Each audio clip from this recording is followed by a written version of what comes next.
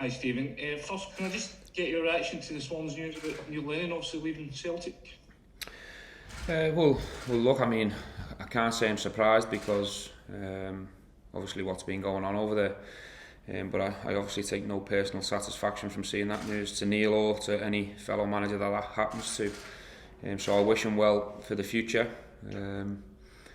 Only really found out about it this morning. But obviously the focus for me sitting here right now is obviously on the game tomorrow. David Edgar, please. Morning, Stephen. Good morning. Last week was quite an open match with Antwerp. Do you anticipate tomorrow night being something similar, or do you think that, given they don't really have a lot of room for manoeuvre now, they may try and keep it tight and maybe see if they can get something from a set piece or whatever and keep it live going into the last 15 minutes? Well, to be honest with you, I can only really tell you how I think we're going to approach it. I don't really know what the opposition are going to do in terms of their manager's tactics or their game plan. Obviously the scoreline sits how it is in terms of the advantage we've got. But we certainly won't be going in with that mentality. We see this as a fresh game. We certainly want to improve on our performance from a defensive point of view. We want to be a lot more tighter and a lot more difficult to play against. But having said that, we still want to carry a threat, and we want to try and score as many goals as we can. We're at home.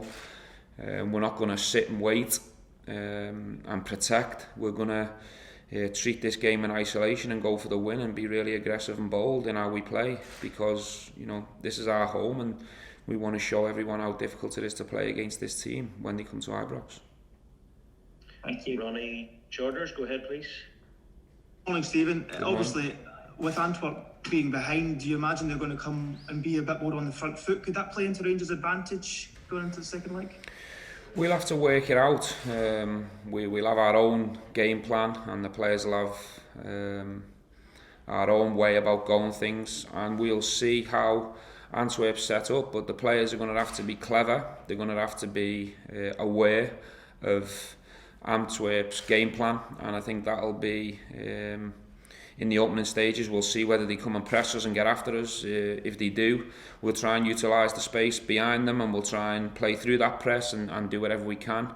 And we'll also be ready if they come with a little bit more of a cagey approach. We have to adapt on the job and be ready for whatever's thrown at us, but we'll make sure that the players are prepared for whatever's thrown at us. But for me, it's always a case of the focus being on us and how we're going to be about it and how many problems we're going to cause the opposition. And we've been fantastic at home, and we want to be right on the front foot from the off and really go and put in a performance to make our supporters proud. If we do that, I'm confident we can finish the job off. But we certainly got respect for this opposition because they shown last week that they've got dangerous players.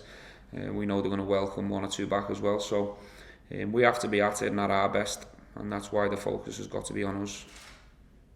Andrew McLean, please. Hi Stephen, I'm able to get just an injury update on Ryan Jack and the progress of James and Kamar. Yes, nothing's changed in terms of the James and Kamar. We obviously have had the reports back on the scans, and I think to be sensible, we're looking around that 3-week mark for both situations. Obviously, two different injuries. Obviously, the medical team will rehab both players. I've got confidence they'll have them back when it's safe for them to return. In terms of Jacko, we've had more positive news on the scan, so there's not very much muscle damage in there. There's no muscle tear, but there's been a small bleed in there that we're going to have to protect, so he'll be a couple of weeks as well, but it's definitely on the positive side rather than the negative side in terms of his reports. Craig Vickers, please. Morning, Stephen. Good morning. Do you think last season's experience against Brad, I don't know if 2 legs could serve your players well going into this, in terms of, you also had that frantic first leg like you did last week, and then you'll be able to... Listen, I think you can always tap into experiences, good or bad, from previous games and fixtures, but with all due respect, this is a new fixture against a new manager, a new opposition. It's a new game. The game sits different. Obviously, we went to Braga in the second leg away. This time we're at home, so it has a lot of differences as well.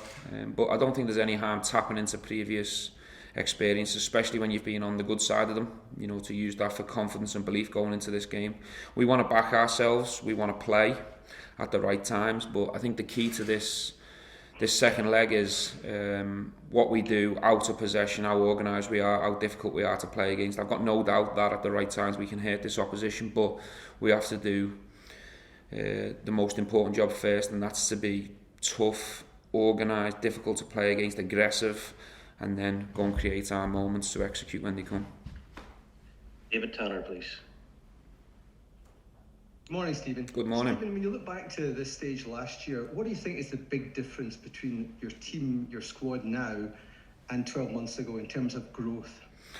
Well, I think our recruitment was very good. I think adding key players to what we already had here was very important. I think the experience of the previous 2 seasons as we've used to our benefit in terms of our growth and trying to move forward. The work that's happened on the training pitch from all my coaching staff that we've put in as well. I think it's been a real combination of factors, but I think the key thing here is always that hunger and determination to become more consistent. I think our results have proved that. We've been unstoppable up to this point. Obviously St Mirren are the only team that managed to do that, and we weren't ourselves on that night. Credit to St Mirren, but we came off what we've been for the majority of the season, and that's been a real hungry team, and we've managed to find that level of consistency to get results. Sahil, Sky, please. Hi, Stephen. You mentioned the other week that you let yourself think about the title but not get carried away. Can I just ask, sitting there now, knowing that you're 90 minutes away potentially from the last 16 of Europe, you're 7 points away from the league, how do you feel sitting there as Rangers manager? What does it mean to you? Because you can see on social media what it means to the fans, but what does it mean to you? Well, look, I think it's not about me, is the truth. It's about the supporters, it's about the club, it's about the players. I totally respect the position I'm sitting in right now. We're on the verge of turning Europe into a successful season again by matching last season's effort to get into the last 16, but we've still got a big job to do tomorrow night. If we can do that, that'll be a real positive in terms of our journey, but that'll give us the determination to try and go one step further than last year from a European point of view. We're obviously on the verge in terms of the league campaign, which I'm extremely proud of, but my attitude and focus won't change until we go and get it done. There's still work to do, there's still hurdles to get over, there's tough games on the horizon, but we're extremely determined to go and take the opportunity that we've got sitting here right now. That opportunity is to make Europe a success and also domestic in terms of the league as well. So it's a fantastic position to be in, but we've got to go and grab it now and really go and capitalise on the position we're in.